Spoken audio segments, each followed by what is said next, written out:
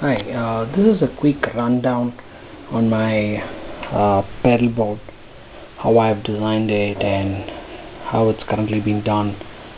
Now, this particular pedal board that I've done is kind of a little unique. I have not seen anybody have a pedal board like this, at least not with these frills and bells and additional features. Now, the advantage is it's got some fantastic tonality and a lot of unique features. So let me just run down on the pedals basically, and then kind of explain what it does. I'll explain the signal flow. Now if you look at it, it's got a input jack coming in here, and now this is the input, and from there it comes down to a kind of a toggle switch or a push button switch, which is a master mute switch. Now this helps me during worship, and now if I want to completely mute my guitar to do something like kind of tune it, things like that. And I've put in some small LEDs to let me know what is happening there.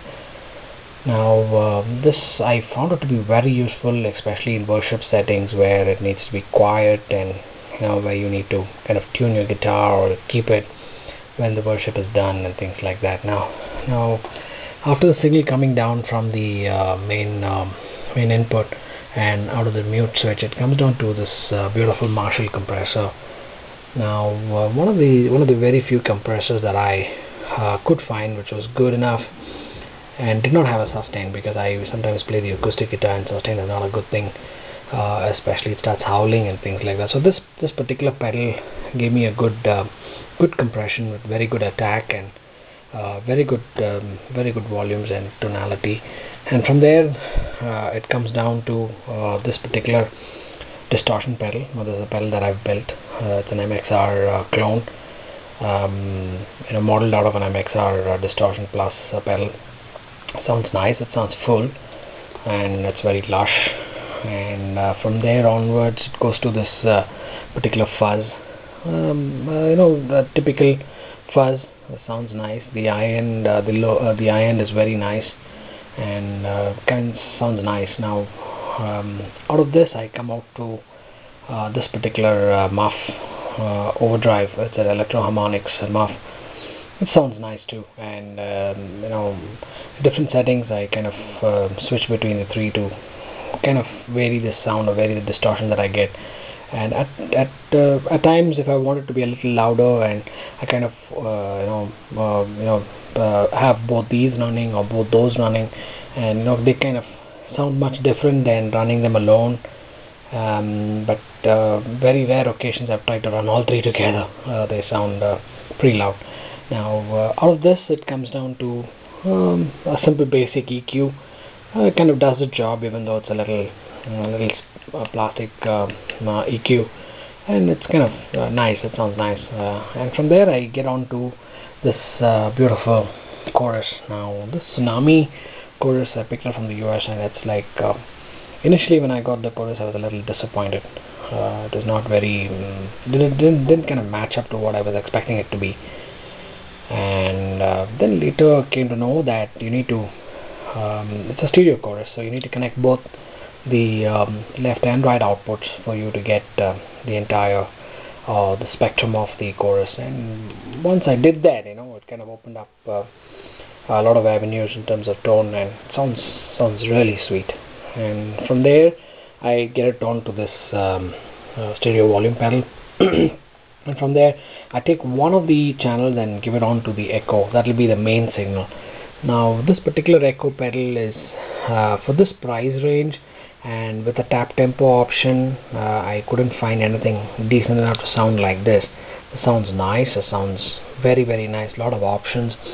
You can vary between I think 6 different types of echoes, and with very good sound. Now, and out of this I have used this particular piano sustain pedal as a tap tempo. It does the job and sounds nice. Now from there I move on. The main output goes on to the reverb pedal. Now this pedal is something unique. This sounds sweet. The reverb is like really amazing, especially if you connect it to stereo. Now again, this Digitech pedals, the almost, I think, a lot of Digitech X series pedals come with various options in terms of how many different types of distortions or reverbs, different types of reverbs, different types of distortion, different types of delays and things like that. But this one, the reverb pedal, has got 7 different types of reverbs, and I particularly like the spring reverb. Sounds nice. And the main output is here. Now, one thing that is unique about this particular pedal board that I've done is taken this particular output and I've given it to a toggle switch, which I say, okay, either it's mono output or it goes to a stereo mix. Now, what I've done here is it becomes typically hard if you have multiple stereo pedals in your chain. If you have only one stereo pedal, of course you take left, right out here and your problem is solved. But then in my case, where you have multiple stereo pedals and all of them are giving something unique in their the overflow channels, and not only the main channel. So I want to tap into that. So what I've done is I've taken the overflow of this, and this, and then kind of given it to a mixer. There's a small little mixer at the background. I don't know if you can see it. See if I can show something to you. So there's a small little Behringer mixer there. Not enough lighting, but then that does the job, and that kind of very nice. So I take that, use that as the overflow, mix that signal together, all three of them, and then get it out of this right channel here. And the left, of course, is directly this. Now if it's in this particular position. Now what I've done here is something more unique, is where I put a stereo mix. I've taken this particular output and I use this toggle switch not to come out of this left, but to go to another channel of the mixer. Now what is happening is your overflows of these three pedals and plus the main output from here is going and getting mixed. So it kind of warms up the tone much better than just running the plain signal out. And that is what the stereo mix out is. But then when you connect both these together, if you have a stereo, if I have an option to connect stereo, nothing like it. But then when I'm running mono, I put it on the stereo mix right and then connect it over here, and it kind of works. It kind of sounds very nice. Now let me see if I can show you a little behind the pedal board. It's kind of a little heavy. Now this is the mixer that I was talking about, a small little mixer, and it's a Behringer mixer. It's not a very expensive one, but kind of a small little pedal at that size, at that price is good. Now this is the stereo out that I was talking about, and the toggle switch. Now coming down to the power supply. Now this power supply is a little unique.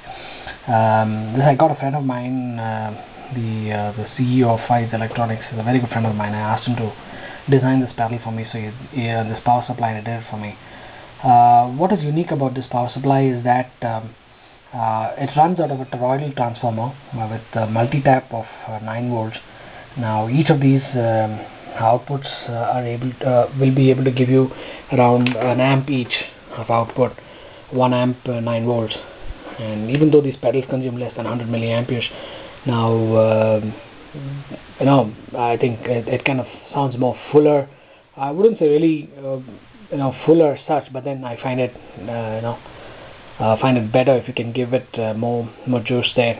And now there's absolutely no noise. The pedal is the power supply is designed beautifully.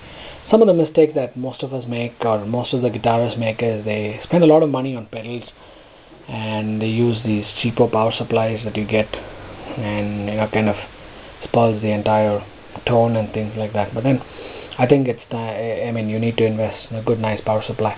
The other thing I forgot was this sonic shaper. Now out of the EQ, I come out into the sonic shaper, and this sonic shaper is a unique pedal from Guiatone. Guiatone makes some amazing pedals. They're small and they have some wonderful features. Now this guy, what is so unique about it is he kind of shapes the high end very beautifully. Now I take my Strat, connect to it, and at certain settings I can make it sound like a make it sound like a Les Paul, or make it sound like a Tele. So this pedal is unique. It's nice. I connect my acoustics to it, connect my Strat, my Tele, my Les Paul, anything I can connect to this and make it sound look totally different or sound unique. So the other pedal that I'm trying to see if I can get it is the Guiatone VAR Rocker pedal. But anyway, this is what is my current setup. Hope you enjoy it, and hopefully in the days to come I'll give you a sound demo of it.